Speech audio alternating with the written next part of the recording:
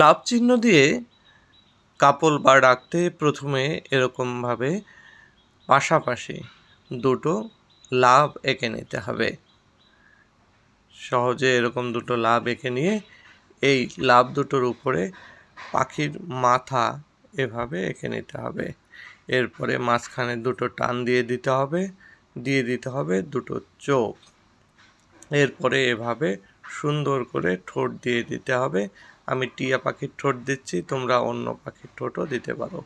লেজ এরকম লম্বা করে নিচ্ছি টিয়া পাখির মতো, এবং এর মাঝখানে এরকম করে দুপাশে দুটো করে টান দিয়ে দিচ্ছি। নিচে দিয়ে দিলাম গাছের ডাল, একটি ডালে তারা বসে আছে। এবার উপরে এঁকে দিলাম একটা লাভ চিহ্ন। এবার গলায় দিয়ে দিলাম রেড বেল্ট। এবার সহজে রং করে দিচ্ছি। টিয়া পাখির ক্ষেত্রে হালকা যে সবুজ রং, যেটাকে টিয়া সবুজ বলে, সেই সবুজটাই সবসময় ব্যবহার করতে হবে। তোমরা যদি অন্য পাখি আঁকো সেক্ষেত্রে অন্য পাখির রংটা তোমরা ব্যবহার করতে পারো।